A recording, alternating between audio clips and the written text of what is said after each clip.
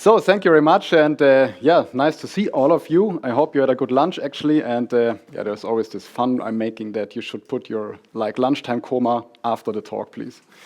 So if you are able to make this would be really nice. So I don't want to lose too much time actually. I think I got an exciting topic for you. I'm very excited that I'm here actually and I can share it with you. And today I would like to talk with you about how to establish rapidly thriving collaboration with flight levels. So a few things to my person. My name is Markus Brandl. I'm from Munich, Germany. I'm a computer science founder and a partner at Flight Levels, actually.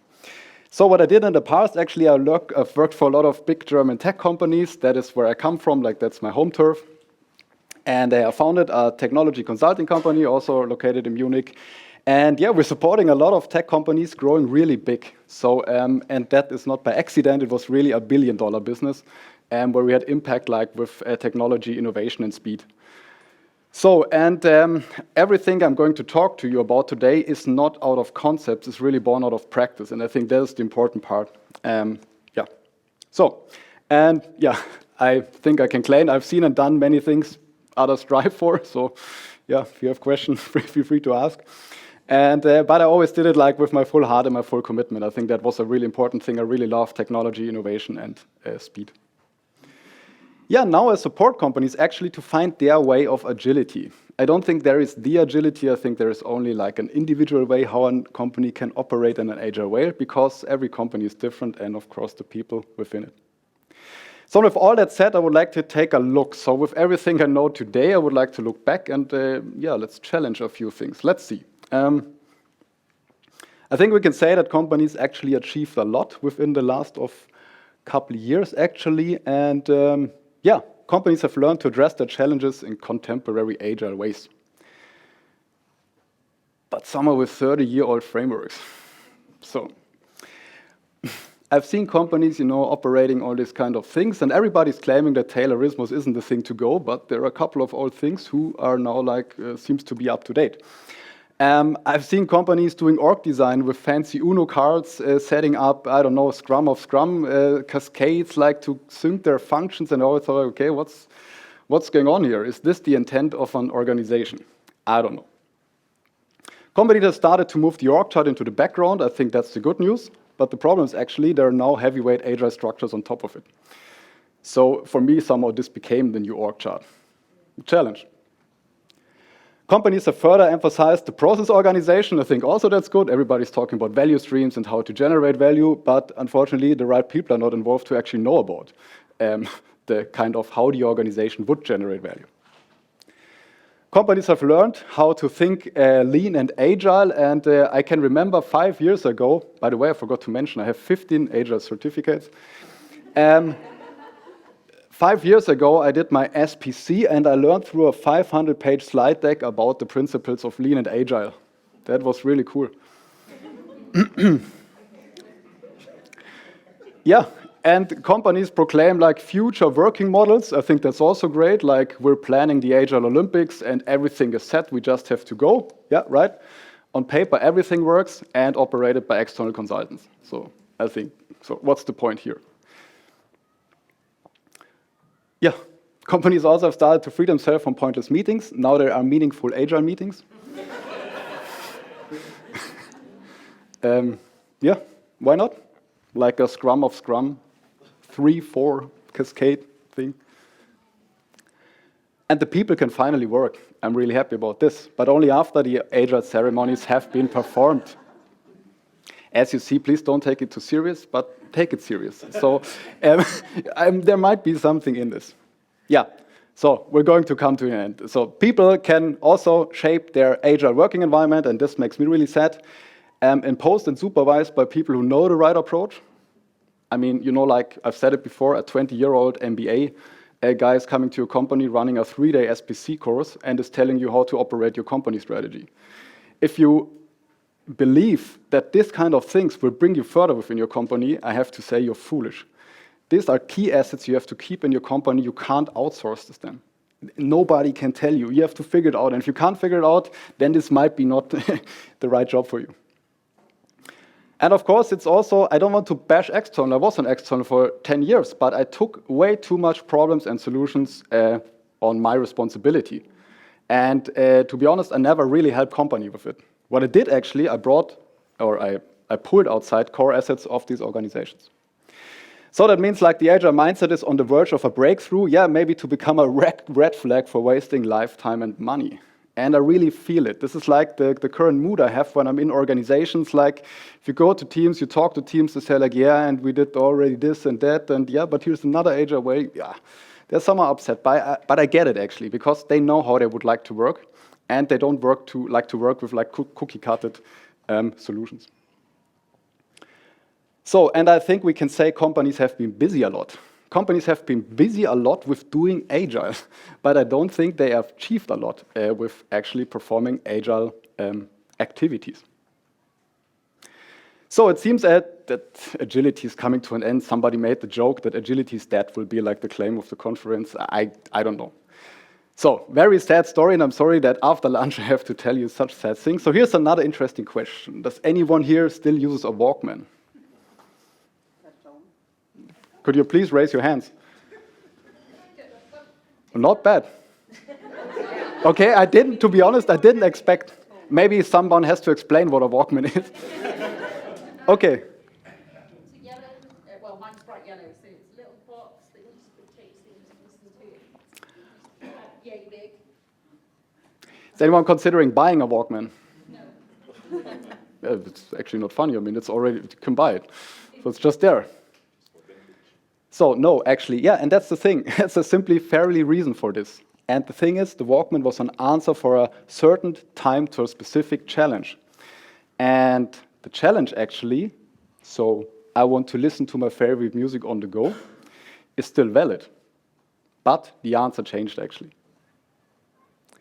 So that means over time the solutions have changed. So if we come from a Walkman, we got like Discman and mini disc and all this fancy stuff. And now we got Spotify and co, but I don't know what's coming next actually. But the thing is, I want to consume music like my favorite music on the go is still valid. And so for me, this actually is the same story, what's going on in agility. So like let's say, the challenge is always there, but maybe the approach is going to change. So this is just my definition, what it actually means when we're talking about agility is dead. I think that we're perceiving an increasing distance between what is actually offered and what is actually required. So, and this is going more and more into a broader space, actually. Just my observation. So that means what companies' problems are actually and what the actual solution set is quite, diverging. So we're facing ourselves in a problem-solution gap currently. And this is for me, when somebody's talking about the agile crisis, I think this is for me personally the crisis, that we don't have the right answers to current problems. All right, and here is the challenge and the demand within the companies, and this I think also remains even if the solutions are changing. So I think companies nowadays, they compete in three different things. They compete in technology, in innovation, and in speed. And without speed, technology or innovation is useless. So for me, the most important thing is actually speed. And the question is not how fast can we do things. For me, the question is how fast can we set up collaboration to our most important topics within our organization. And the best by ourselves. You know, if you rely on things, you're always too late. It's like, and if you observe companies who are really fast, actually, they do it by themselves because they understood that this is a core asset we have to build up, the same as technology and innovation. Yeah, but the way how this is done might change. So I claim actually that in order to build real speed, companies need a way to design and operate their coordination and collaboration systems by themselves. Yeah, and this is where flight levels come into play, actually. And at this point, I would like to say flight levels is not a framework. We can talk about this later on. I'm happy or glad, actually, to discuss with you why not. So the thing is that flight levels basically exist already in your company. So the concept is pretty easy. Like within your company or parts of your company, you need some kind of collaboration. Regarding specific platforms, services, products, or whatever. So there is a coordination need. And with the flight levels, actually, it's like a thinking model which helps you to look through the model, through your organization, and to find your coordination hotspots within your context. So what we see here is actually there might be flight level 1 systems, we call this, like they're very operational, so you have teams, they're set up in different ways, like they're operating in Scrum or Kanban or in whatever, the finance department in like the waterfall, but that's fine. So also here to mention, flight levels is method agnostic. We don't care how you work, it doesn't matter. So the thing is not to agilize the way you work, the thing here is to agilize the communication and collaboration, because this, from my point of view, is the important thing. The flight level 2 is basically the thing which is quite often missing within organizations or not so transparent. That's actually where you get this multi-team coordination, so where multi-teams coordinate themselves towards bigger topics, like, I don't know, initiatives, epics, whatever, projects. I think there's nothing wrong with a project, because I don't think that GDPR is a value stream, or if you're the government, it might be. So not everything fits into a value stream. And that's the thing here. So you have different kind of coordination related topics you need to build up, like this kind of coordination. And it differs from any context. So an insurance have totally different other demands than a mobile app startup or somebody else. So, and this really helps, to look through it and identify your coordination efforts. And we have something like a flight level 3. And this is not basically, and this picture always, it looks like that this is a hierarchy. This is recorded, isn't it? Yeah. It's not a hierarchy. it's a perspective, okay? So it's like, I guess a lot of you come by plane, so it's really like the altitude, how high you are. And strategy means we're on a very high altitude and we're looking to connect our organizational strategic outcomes with our outputs. So the flight level 3 system is about connecting outcomes with outputs. What do we want to leverage and what kind of work we have to, let's say, coordinate and perform. Also, here the important thing, everything is about being pragmatic. So we don't say you need to do leading indicators, lagging indicators, or this KPI is right or wrong. I got no clue how your business operates. But I know you will have people in your company who can tell what are the right metrics to come up to measure good outcomes. So this is basically the flight level model. And I just want to bring it a bit into comparison because I think the flight level is more like a lens. It helps you to build an augmented sight on your organization. So if you look at the framework, actually a framework is typically like very opaque, actually. It's very hard to look through it because you are busy with, let's say, building up structures. So you have to set up roles, you have to come up with, I don't know, backlogs and all this fancy stuff. So you're quite busy when you stick on a framework with setting up structure. So you build structure first. And the structure often, doesn't let shine your context through. On the other hand, we have, and I think here we have a lot in the Agile community, principles and values. Yes, I love all these quotes on LinkedIn, but they haven't changed my life. And they haven't changed any company. If you want to lead, you have to go first. Okay, great. So not actionable. I got it, but so for me personally, it's very hard actually. So a lot of principles and values. So this is there's too less in it. And then there's this idea of flight levels where you say you look through the lens of flight levels to identify and see. So the flight levels will shine on your organization to see where you need collaboration and where you need to build these kind of structures. So there is always a good fit actually. And I think this is already an important notice. It always fits. So because you look through it. So what can we say? Like a framework, from my experience, is very reactive. It's opaque and rigid sometimes, so you spend a lot of time with establishing structure. The flight levels might be interactive, augmented, and actionable. And the principles, they might be surrounding, invisible, and sometimes intangible. I think you can feel like when a people actually acts very integer with his principles, but it's very hard to really make something out of it. So. All right, how do you bring such a flight level system to life? And that's pretty easy, actually, because, let me show you. The flight levels basically have two sides of a coin. So on the one hand, we have the topic of system design, which is about we want to technically build a work system. And on the other hand, we have 5 activities on the topic of change design. Personally, I don't like the word change, to be honest. I think there is nothing to be changed in organizations. I think everything is good as it is. For me, the proper word would be activation. Or maybe you find a better word. So if you have a better word, if everything is good, but we can start right away, then please let me know. I will exchange it. So for now, I call it change design. And what you see here is you can define both. So it helps you to identify your challenges and it helps you to design your solutions. And I think this is the crucial point. You design your solution, not anyone else. You can be guided in the design, but the solutions are yours. So what you first want to do is actually want to clarify the current situation. So what kind of problems to different perspectives in the organization share. So if you have like, I don't know, part of the organization and there we're saying, okay, multiple teams are struggling delivering multiple initiatives. We have run the business against grow the business. And then this could be something that you first start to identify like your current situation, where you are in it and what does it mean. You see here the metaphor of the 6 blind people try to identify an elephant. And it's quite similar within organizations because the organization is typically too big to observe the problem overall. So what you have to do is actually, it's like, setting different measure points and try to draw a picture out of it. So these people will report different things. So you see like a dangerous snake or like, I don't know, a big wing or a brick wall. It looks totally different. And this is what I also observed when I was talking to people of an organization. They're reporting very different things. So this can help you to clarify the current situation.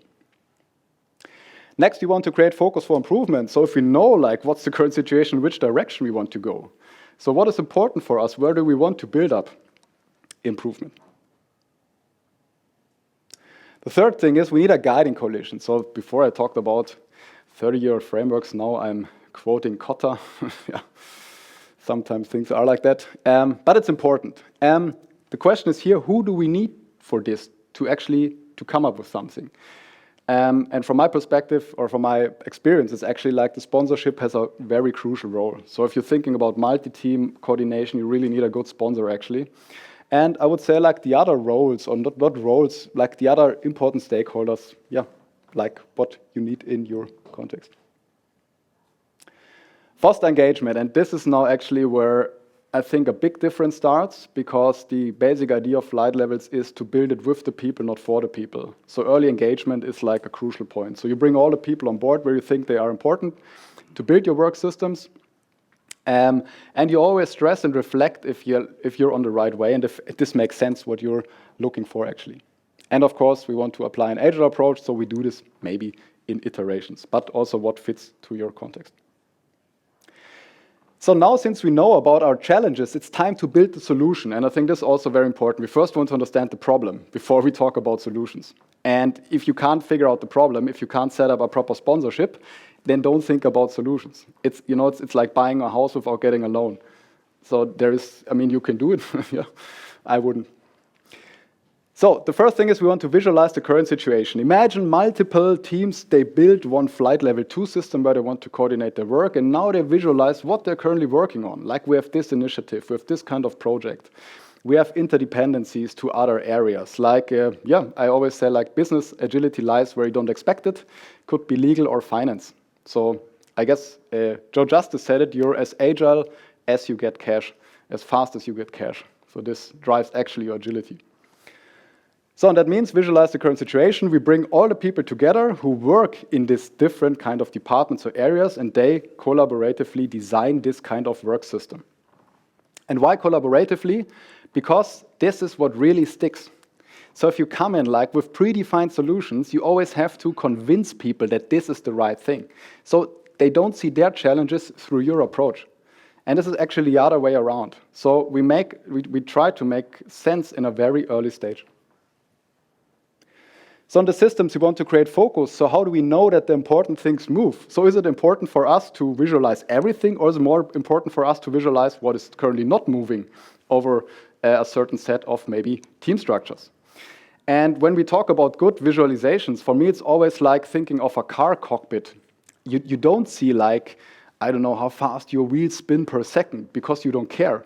You don't see like the fuel consumption per second. What you see are exactly the right information you need to build speed. And the same is valid on such a system. So it's not about making everything visible, it's making the important things visible and create focus to generate movement for you.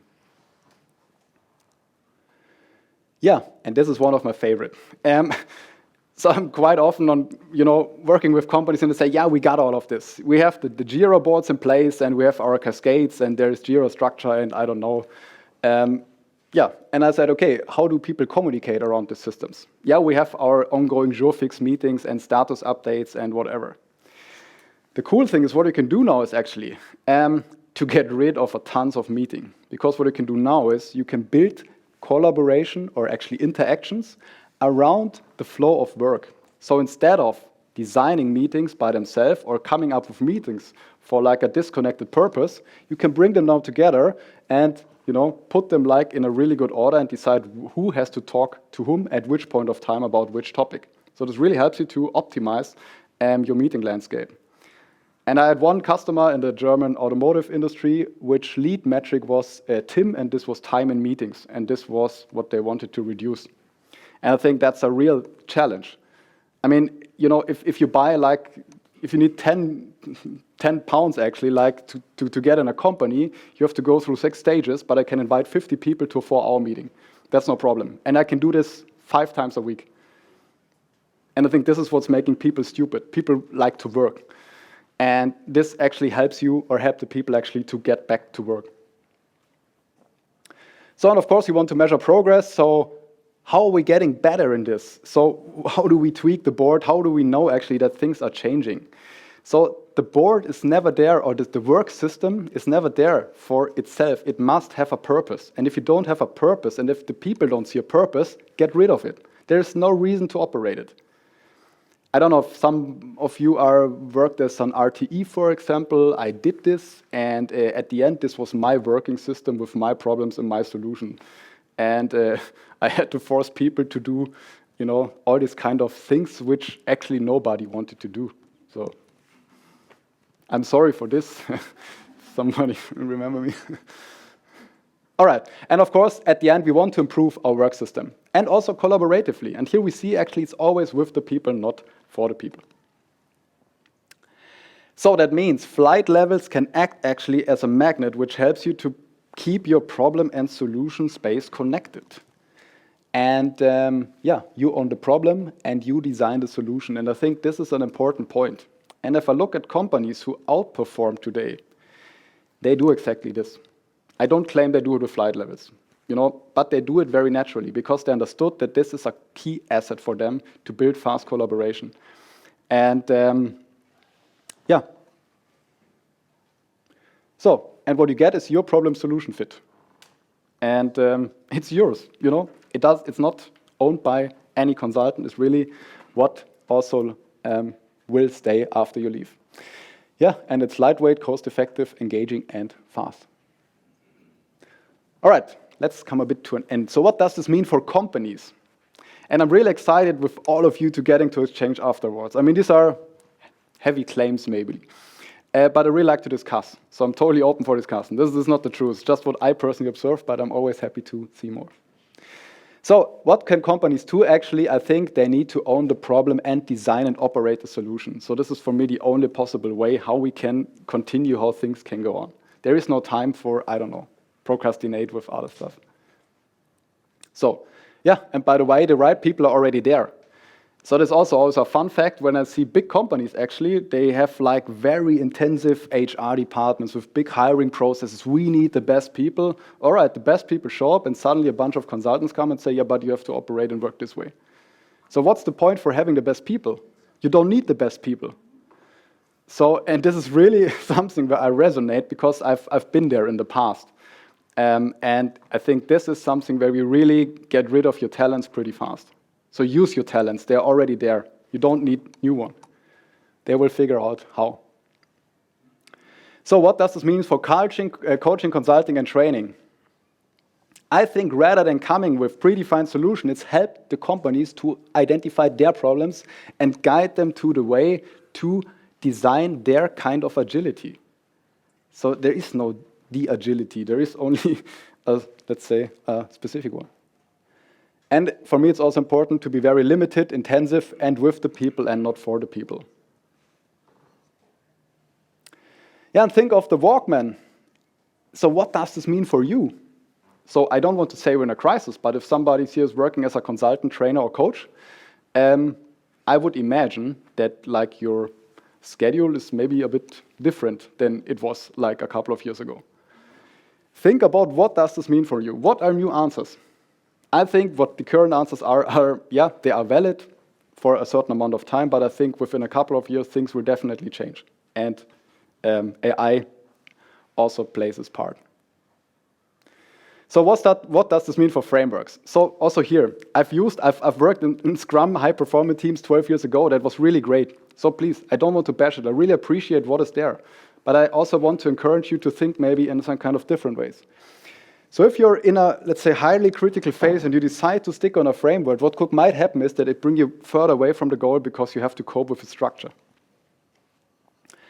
And if you cope with the structure, you're always one step ahead. You only can react. You can't interact with your challenges. And what you want to do as a company, actually, you want to interact with challenges. You don't want to react. If you react, you're too slow.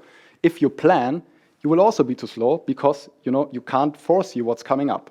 So this is basically what good rally drivers do is actually they don't plan their road, they don't react on the road, they interact with what's coming up. And this is how you gain or how you build speed. So that's the thing here. And that means for me, like implementing or running frameworks and transformation, when you have a real problem, for me, it's like eating a huge Subway sandwich just before a marathon run because I think this energy is beneficial for me right now. I think, yeah, I will need this energy, a bunch of sugar, and then I can run. No, it's too late. And what you actually need is you need capabilities and not energy. And you need to train and become better in this. And please don't forget, while you're busy with agile procrastinations, other companies solving 1,000 problems. Yeah, unfortunately, it's not funny. I've really seen it. And the question is, what can we do? I mean, how much of this it should become, or actually should make some thoughts about making it maybe a bit more pragmatic. So, and this is the end, but a plot twist, it's not the end. Yeah, I did some actor class, you probably know this. Yeah, that's not the end. For me, that's the start, because I think, so for me, the idea was it should be a bit thought-provoking for you. Like, what does it make with you? And I'm really happy to go into exchange. So what does this mean for you? Like, what is your perspective? And yeah, please, let's get in touch. You can either, so I'm a walking booth, actually, so I'm not always on the flight level stand, but you will find me walking around, and yeah, so get in touch with me. And there's one last thing. So if you are interested in the topic of flight levels, actually, Jose made this possible. You can get a free flight levels introduction class, like with this thing. There are also, you can go to the flight level booth, you can pick a sticker. And also here, yes, we have stickers and certificates and all this stuff, but it's really about practical application. And take a look at it, judge for yourself what you see, what you think. Maybe it makes sense for you. And yeah, that's it actually. We're now at the end. Yeah, thank you very much.